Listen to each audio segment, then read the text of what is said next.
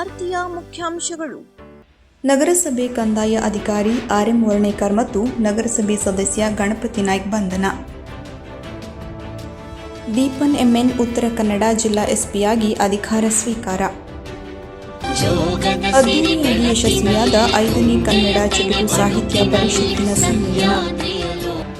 ಐಎಎಂಎಸ್ MBA ಮಹಾವಿದ್ಯಾಲಯಕ್ಕೆ ಅಂತರ್ ಕಾಲೇಜುಗಳ ಸ್ಪರ್ಧೆಯಲ್ಲಿ ಪ್ರಶಸ್ತಿಗಳ ಗರಿಮೆ. ಸಾಮಾಜಿಕ ಅರಣ್ಯ ವಲಯದ ವತಿಯಿಂದ ಸಮುಚ್ಚಯ ಮತ್ತು ಕಚೇರಿಯನ್ನು ಉದ್ಘಾಟಿಸಿದ ಶಾಸಕ ಶಿವರಾಮ್ ಹೆಬ್ಬಾರ್. ಜೀವನದಲ್ಲಿ ದೇವರ ಭಕ್ತಿ ಶ್ರೇಷ್ಠವಾದ ಧರ್ಮ. ಸ್ವರ್ಣವಲ್ಲಶ್ರೀ. ಶಾಲಾ ಸಂಸತ್ತು ಉದ್ಘಾಟಿಸಿ ಆರ್ಥಿಕ ಮುನ್ನಡೆಗೆ ಸಾಗೋಣ. ಶಾಸಕ ಶ್ರೀನಿವಾಸ್ ಮಾನೆ.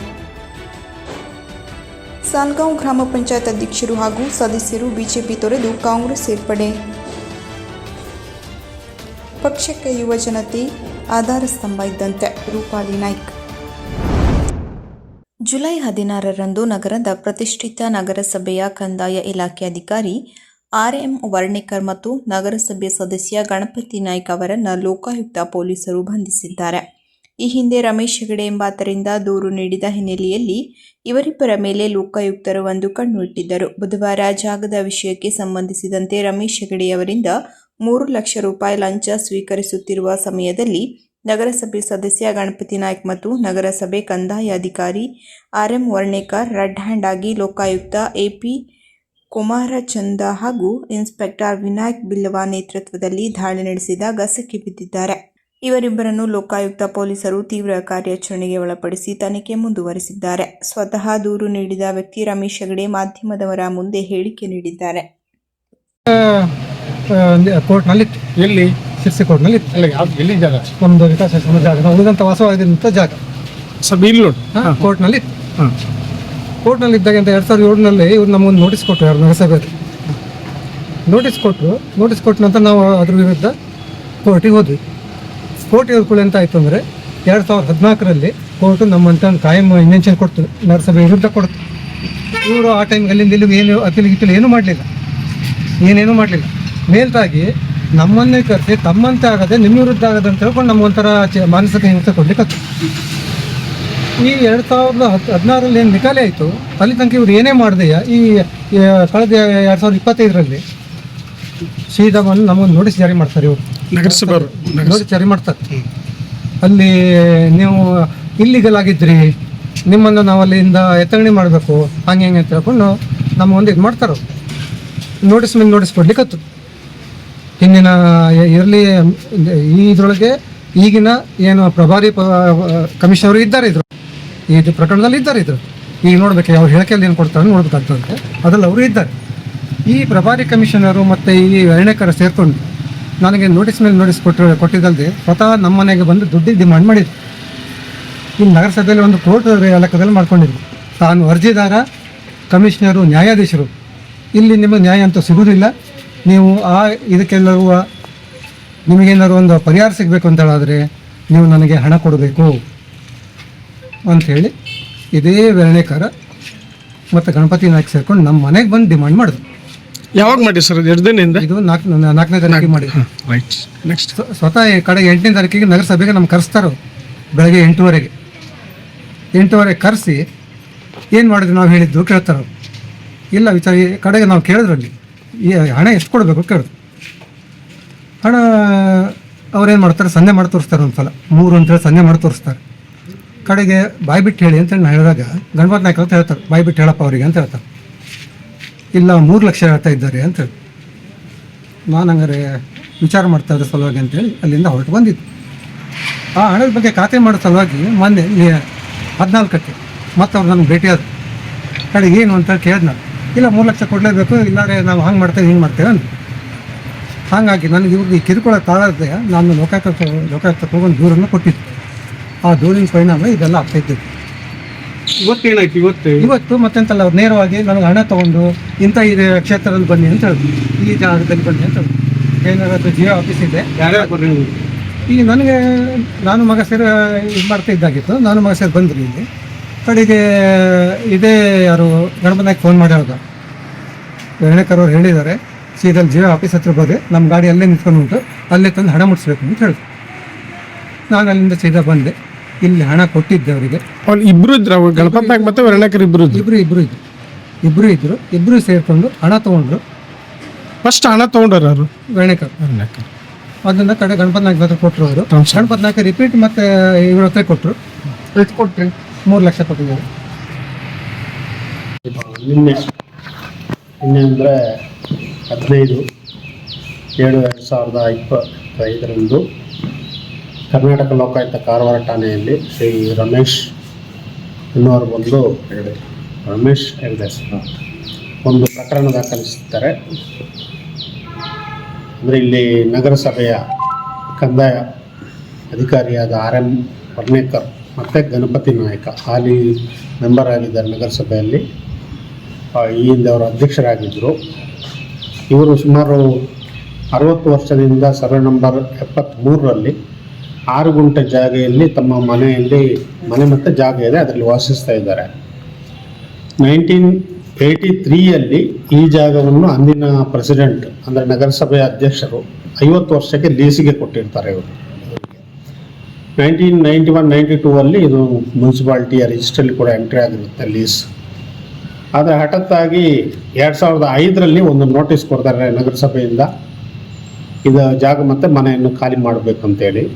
ಇವರು ಅದನ್ನು ಆ ಕುರಿತಂತೆ ಇದು ನಿಯಮಾವಳಿಗೆ ಬಾಹಿರ ಅಂತೇಳಿ ಇಲ್ಲಿ ಸೀನಿಯರ್ ಸಿವಿಲ್ ಕೋರ್ಟಲ್ಲಿ ಒಂದು OS 2/27 ಪ್ರಕಾರ ದಾಖಲಿಸ್ತಾರೆ. ಅವರು 2016ರಲ್ಲಿ ಇದಕ್ಕೆ ಒಂದು ಆದೇಶ ಮಾಡ್ತಾರೆ. ಇವರ ಅರ್ಜಿದಾರರ ಹಿತರಕ್ಷಣೆಯನ್ನು ಕಾಪಾಡಿ ನಗರಸಭೆಯ ನಿಯಮಾವಳಿಯಂತೆ ಅತಿ ಶೀಘ್ರ ಒಂದು ಕ್ರಮವನ್ನು ತಗೋಬೇಕು ಅಂತೇಳಿ ಆದೇಶ ಮಾಡಿರ್ತಾರೆ.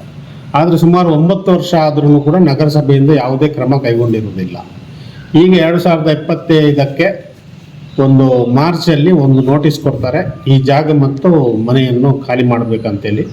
ಸೊ ಕಂಟಿನ್ಯೂಸ್ ಆಗಿ 3 ನೋಟಿಸ್ ಕೊಡ್ತಾರೆ. ಈ 3 ನೋಟಿಸ್ಗೂ ಕೂಡ ಇವರು ರಿಪ್ಲೈ ಮಾಡಿರ್ತಾರೆ. ಆದರೆ ರಿಪ್ಲೈ ಬಂದಿಲ್ಲ ಅಂತೇಳಿ 2ನೇದ್ದು 3ನೇದ್ದು ನೋಟಿಸ್ ಕೊಡ್ತಾ ಹೋಗ್ತಾರೆ. ಸೊ ಇವರಿಗೆ ಅನಿಸುತ್ತೆ ಇದರಿಂದಾಗಿ ಕೋರ್ಟ್ ಅವ್ರ ಕಮಿಷನ್ ನಡೆಸಬೇಕಾಗತ್ತೆ, ಇವರಿಗೆ ವ್ಯತಿರಿಕ್ತವಾಗಿ ಬರ್ಬೋದು ಜಡ್ಜ್ಮೆಂಟ್ ಅಂತೇಳಿ ಇವರು ಧಾರವಾಡ ಹೈಕೋರ್ಟಲ್ಲಿ ಹೋಗಿ ಒಂದು ರಿಟ್ ಪಿಟಿಷನ್ ದಾಖಲಿಸ್ತಾರೆ. ಸೊ ಅದರಂತೆ ರಿಟ್ ಪಿಟಿಷನ್ ಅದನ್ನು ಕೋರ್ಟಲ್ಲಿ ಹಿಯರಿಂಗ್ ಆಗಿ ನಗರಸಭೆಗೆ ಒಂದು ಆದೇಶ ಮಾಡ್ತಾರೆ. ಯಾವುದೇ ಒಂದು ಅಂತಿಮ ಆದೇಶವನ್ನು ಕೊಡಬಾರ್ದು ಅಂತೇಳಿ ನಗರಸಭೆಗೆ ಆದೇಶ ಮಾಡಿರ್ತಾರೆ. ಆದರೂ ಕೂಡ ಇವರೇನು ಮಾಡ್ತಾರೆ, ಇತ್ತೀಚೆಗೆ 4 ಜುಲೈಗೆ ಇವರ ಮನೆಗೆ ಬಂದು ಇವ್ರ ಮನೆಗೆ ಬಂದು ನಿಮಗೆ ಇದರದ್ದು ಕೋರ್ಟ್ ಇವರು ಕಮಿಷನ್ ನಡೆಸ್ತಿರೋದ್ರಿಂದ ಅದರ ಜಡ್ಜ್ಮೆಂಟ್ ನಿಮಗೆ ವ್ಯತಿರಿಕ್ತ ಆಗಿರ್ಬೋದು. ಸೊ ಅದನ್ನು ನಿಮಗೆ ಯಾವುದೇ ಥರದ ನಗರಸಭೆಯಿಂದ ತೊಂದರೆ ಬರಬಾರ್ದು ಅಂತ ಹೇಳಿದರೆ ನೀವು ಹಣ ಕೊಡಬೇಕಾಗತ್ತೆ ಅಂತೇಳಿ ಲಂಚಕ್ಕೆ ಬೇಡಿಕೆ ಇರ್ತಾರೆ. ಸೊ ಅದರಂತೆ 8 ತಾರೀಕಿಗೆ ಪುನಃ ಅವರೇ ಕಾಲ್ ಮಾಡಿ ಆಫೀಸ್ಗೆ ಕರೀತಾರೆ. ಕರೆದು ನಮಗೆ 3 ಲಕ್ಷ ಕೊಡಬೇಕು, 3 ಲಕ್ಷ ಕೊಟ್ಟರೆ ನಿಮಗೆ ಯಾವುದೇ ನಗರಸಭೆಯಿಂದ ತೊಂದರೆ ಆಗಲ್ಲ ಅಂತೇಳಿ ಡಿಮಾಂಡ್ ಮಾಡ್ತಾರೆ. ಸೊ ಎಗೇನ್ 14ಕ್ಕೆ ಕೂಡ ಇವರು ಕನ್ಫರ್ಮ್ ಮಾಡ್ತಾರೆ. ಆವಾಗಲೂ ಕೂಡ ಹೇಳ್ತಾರೆ 3 ಲಕ್ಷ ಕೊಟ್ಟರೆ ಮಾತ್ರ ನಿಮಗೆ ಯಾವುದೇ ತೊಂದರೆ ಆಗಲ್ಲ ಮತ್ತು ನಾವು ತೊಂದರೆ ಮಾಡಲ್ಲ ಅಂತೇಳಿ. ಸೊ ಇವರಿಗೆ ಲಂಚ ಕೊಡೋಕ್ಕೆ ಇಷ್ಟ ಇಲ್ಲದ ಕಾರಣ ಇವರು ನಿನ್ನೆ ಬಂದು ನಮ್ಮಲ್ಲಿ ಒಂದು ಪ್ರಕರಣವನ್ನು ದಾಖಲಿಸಿದ್ದಾರೆ. ಇವತ್ತು APMC ಹೊರಗಡೆ ಅಂದರೆ ಅವರ ಯಾರು ಕಂಪ್ಲೇಂಟ್ ಏಜು ಇದ್ದಾರೆ VM ವರ್ಣೇಕರ್ ಅವರ ಕಾರಲ್ಲಿ ಹಣವನ್ನು ಗಣಪತಿ ನಾಯಕ್ ಅವರ ಕಾರಲ್ಲಿ, ಅದೇ VM ಅಲ್ಲ, ಅವರ ಕಾರಲ್ಲಿ ಲಂಚವನ್ನು ಸ್ವೀಕರಿಸುವಾಗ ರೆಡ್ ಹ್ಯಾಂಡ್ ಆಗಿ ನಾವು ಅರೆಸ್ಟ್ ಮಾಡಿದ್ದೇವೆ. ಹಣವನ್ನು ಕೂಡ ತೆಗೆದು ಎಲ್ಲ ತನಿಖೆಯನ್ನು ಈಗ ಮಾಡ್ತಾ ಇದ್ದೇವೆ.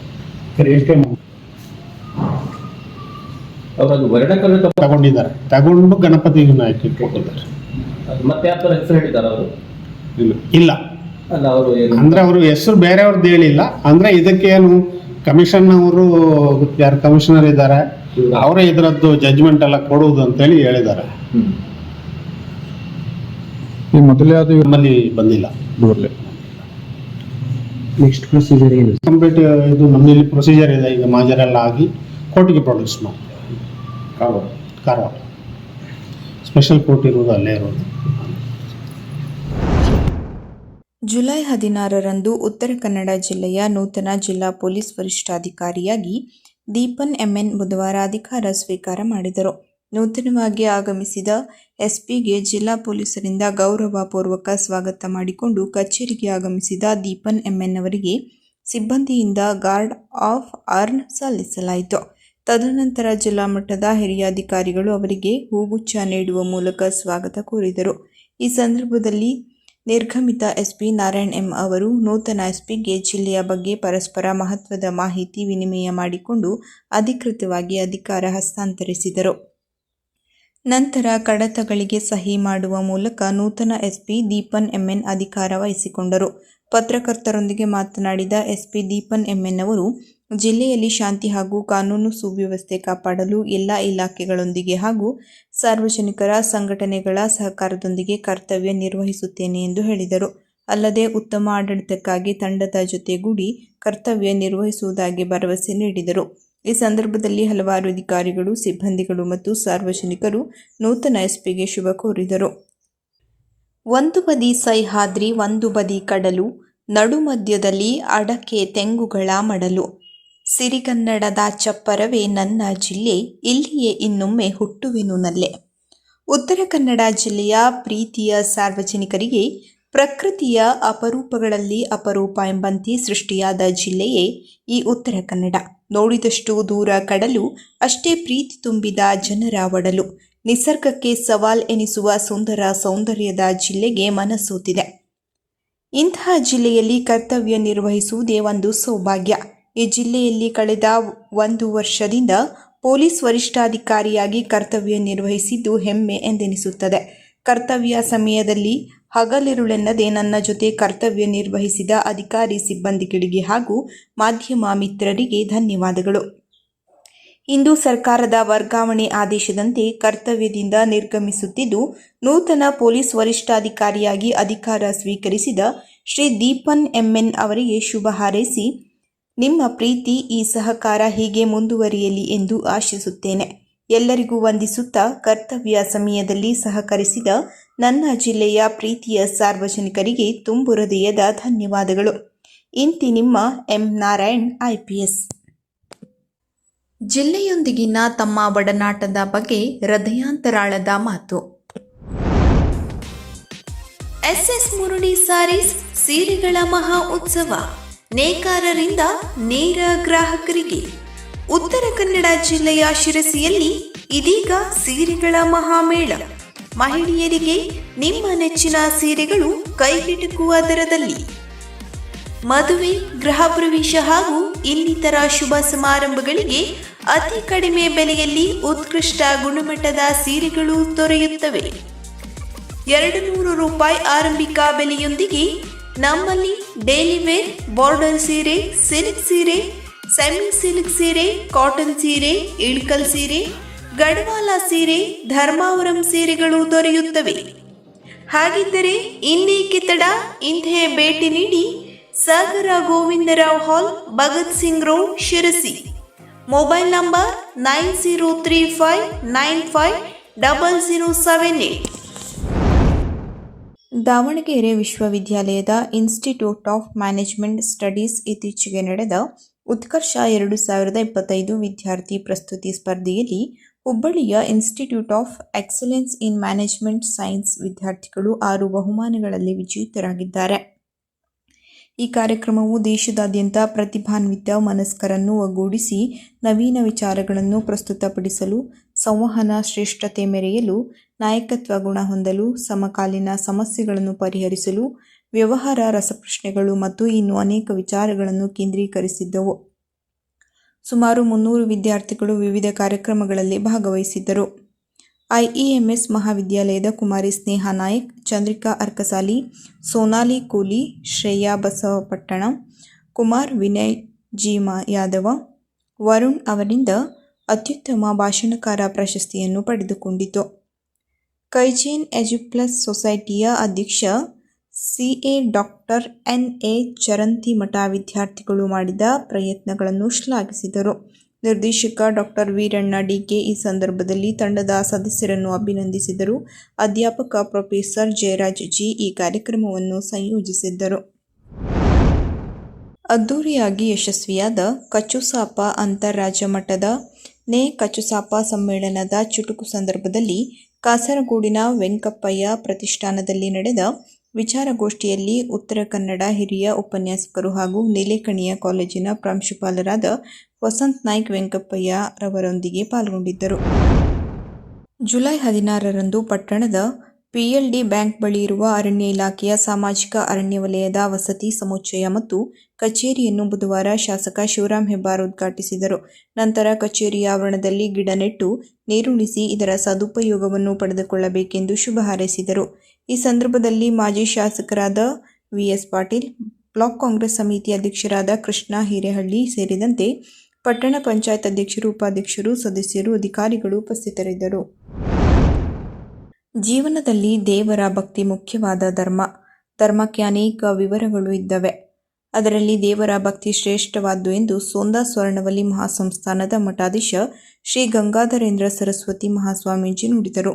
ಅವರು ಚಾತುರ್ಮಾಸ್ಯ ವ್ರತಾಚರಣೆಯಲ್ಲಿ ಶ್ರದ್ಧೆಯಿಂದ ಸೇವೆ ಮಾಡುತ್ತಿರುವ ಭಂಡಾರಿ ಸಮಾಜದ ಶಿಷ್ಯರ ಸೇವೆ ಸ್ವೀಕರಿಸಿ ಆಶೀರ್ವಚನ ನುಡಿದರು. ಶ್ರೀಮದ್ ಭಾಗವತದ ಆರಂಭದಲ್ಲಿ ಒಂದು ಮಾತು ಬರುತ್ತದೆ. ಪರಮಾತ್ಮನಲ್ಲಿ ಭಕ್ತಿಯು ಯಾವ ನಿಮಿತ್ತಗಳು ಇಲ್ಲದೆ, ಯಾವುದೇ ಪ್ರಶ್ನೆಗಳು ಬರದೆ, ಯಾವುದೇ ಚರ್ಚೆಗಳು ಇಲ್ಲದೆ ಇರುವ, ತಡೆಗಳು ಇಲ್ಲದೆ ಇರುವ ಭಕ್ತಿ ಅತ್ಯಂತ ಶ್ರೇಷ್ಠವಾದ ಧರ್ಮ ಎಂದು. ನಿಮಿತ್ತಗಳು ಬಂದಾಗ ಭಕ್ತಿ ಅನೇಕರಿಗೆ ಬರುತ್ತದೆ. ಯಾವುದಾದರೂ ಸಮಸ್ಯೆ ಬಂದಾಗ, ಕಷ್ಟಗಳು ಎದುರಿಗೆ ಬಂದಾಗ ದೇವರು ನೆನಪಾಗುವುದು ಇದೆ. ಇಲ್ಲಿ ದೇವರ ಸ್ಮರಣೆಗೆ ಕಷ್ಟವೇ ನಿಮಿತ್ತ ಆಯಿತು. ಹಾಗೆ ಯಾವ ನಿಮಿತ್ತಗಳು ಇಲ್ಲದೆ ಇರುವಾಗ ಸಹಜವಾಗಿ ಯಾವಾಗಲೂ ಪರಮಾತ್ಮನಲ್ಲಿ ಭಕ್ತಿ ಇರಬೇಕು. ನಿಮಿತ್ತಗಳಿಂದ ಬಂದ ಭಕ್ತಿ ಅಷ್ಟೊಂದು ಶ್ರೇಷ್ಠವಲ್ಲ ಎಂದರು. ಜುಲೈ 16ರಂದು ಕಾಂಗ್ರೆಸ್ ಪಕ್ಷದ ತತ್ವ ಸಿದ್ಧಾಂತಗಳನ್ನು ಒಪ್ಪಿ ಬುಧವಾರ ಸಾಲ್ಗಾಂವ್ ಗ್ರಾಮ ಪಂಚಾಯತದ ಅಧ್ಯಕ್ಷರಾದ ಗಣಪತಿ ಬಾಳಮ್ಮನವರ್ ಹಾಗೂ ಸದಸ್ಯರಾದ ಪುಟ್ಟಪ್ಪ ಗುಳ್ಯಾನವರ್ ಕಾಂಗ್ರೆಸ್ ಪಕ್ಷವನ್ನು ಸೇರ್ಪಡೆಯಾದರು. ಮಾಜಿ ಶಾಸಕರಾದ ವಿಎಸ್ ಪಾಟೀಲ್, ಕೆಪಿಸಿಸಿ ಸದಸ್ಯರಾದ ವಿವೇಕ್ ಹೆಬ್ಬಾರ್ ಹಾಗೂ ಬ್ಲಾಕ್ ಕಾಂಗ್ರೆಸ್ ಸಮಿತಿಯ ಅಧ್ಯಕ್ಷರಾದ ಕೃಷ್ಣ ಹಿರೇಹಳ್ಳಿ ಅವರು ಕಾಂಗ್ರೆಸ್ ಸೇರ್ಪಡೆಗೊಂಡ ಗ್ರಾಮ ಪಂಚಾಯತ್ ಸದಸ್ಯರಿಗೆ ಪಕ್ಷದ ಶಾಲು ಹೊದಿಸಿ ಪಕ್ಷಕ್ಕೆ ಬರಮಾಡಿಕೊಂಡರು. ಈ ಸಂದರ್ಭದಲ್ಲಿ ಕಾಂಗ್ರೆಸ್ ಪಕ್ಷದ ಹಿರಿಯ ಮುಖಂಡರಾದ ಶ್ರೀ ಎಚ್.ಎಂ. ನಾಯ್ಕ್ ರವರು, ಜಿಲ್ಲಾ ಪಂಚಾಯತ್ ಮಾಜಿ ಸದಸ್ಯರಾದ ಶ್ರೀ ರವಿಗೌಡ ಪಾಟೀಲ್ ರವರು, ಸಿದ್ದಪ್ಪ ಹಡಪದವರು, ಫಕೀರಸ್ವಾಮಿ ಗುಲ್ಯಾನವರ, ಧರ್ಮರಾಜ ನಡಿಗೇರ, ಬಸವರಾಜ್ ಆಸ್ತಕಟ್ಟಿ, ಕೆಂಚೋಡಿ ಗಲಬಿ, ಯಲ್ಲಪ್ಪ ಭುಜಂಗಿ, ಪರಶುರಾಮ್ ತಹಶೀಲ್ದಾರ್, ಮಂಜುನಾಥ್ ಕಟಗಿ, ಸಾಲ್ಗಾಂವ್ ಗ್ರಾಮ ಪಂಚಾಯಿತಿ ಸದಸ್ಯರು, ಗ್ರಾಮದ ಹಿರಿಯರು ಹಾಜರಿದ್ದರು. ಅಕ್ಷರ ಅನುಭವ ಕೊಡಿ, ಹಿತಾನುಭವದ ಶಿಕ್ಷಣ ಬೇಕಿದೆ. ಇದು ಶರಣರು, ಸಂತರು, ಸೂಫಿಗಳ ನಾಡು.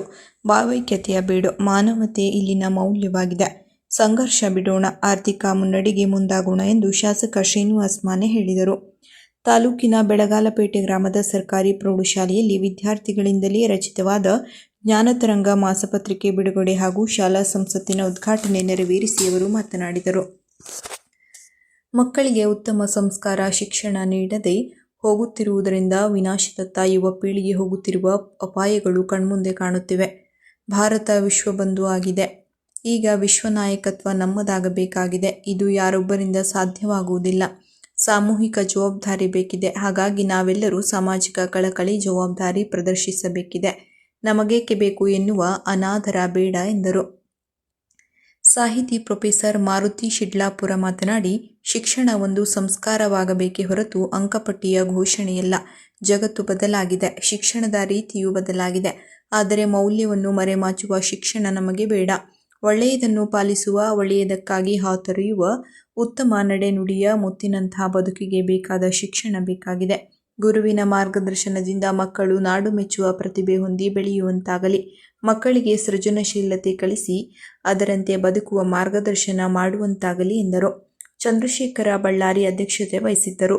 ಆಲದಕಟ್ಟಿ ಗ್ರಾಮ ಪಂಚಾಯತ್ ಅಧ್ಯಕ್ಷೆ ಮಾಳವ್ವ ದೇವಸೂರ, ಸದಸ್ಯರಾದ ಹನುಮಂತಪ್ಪ ವಡ್ಡರ, ವೀರಣ್ಣ ನಿಂಬಣ್ಣನವರ್, ಮುಖಂಡರಾದ ಸುರೇಶ್ ಮುಸುರಿ, ಮಲ್ಲಿಕಾರ್ಜುನ ದೇವಣ್ಣನವರ್, ಮುಕ್ತಾನಂದ ಹಿರೇಮನಿ, ಮೆಹಬೂಬಾ ಅಲಿ ಹುದ್ದಾರ, ಶಾಂತವೀರೇಶ ನೆಲುಗಲ್, ಪ್ರಶಾಂತ್ ಕಾಡಪ್ಪನವರ್, ಬಂಕಮ್ಮ ಸವಣೂರ, ಕೃಷ್ಣ ಉರಣಕರ್ನ್, ಪಿಡಿಒ ಎಸ್ಪಿ ಮರಾಠಿ, ಗಂಗಾಧರ್ ಪ್ಯಾಟಿ, ಪ್ರಕಾಶ್ ಏಡಿಗೇರ, ಸುರೇಶ್ ಶೆಟ್ಟಿ, ಸುರೇಶ್ ತಂಗೋಡ, ಪ್ರತಿಭಾ ಪಾಟೀಲ್, ಅನುಸೂಯ ಕರ್ಕಿ ಹಾಜರಿದ್ದರು.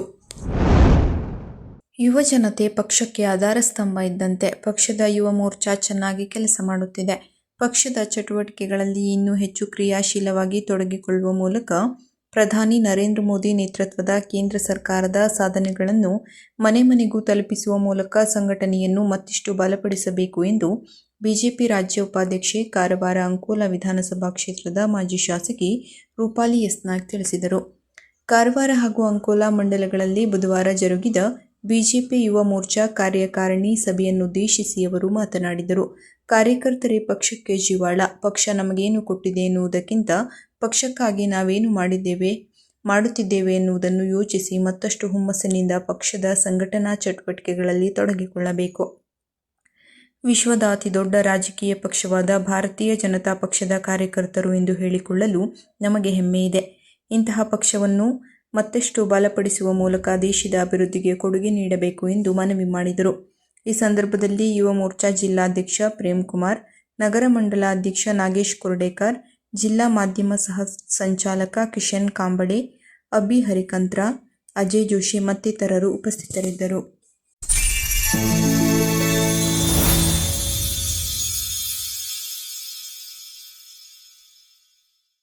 ಕದಂಬ ನ್ಯೂಸ್ ಫಸ್ಟ್, ನಿರ್ಭೀತಿಯಿಂದ ನಿಮ್ಮ ಪರವಾಗಿ.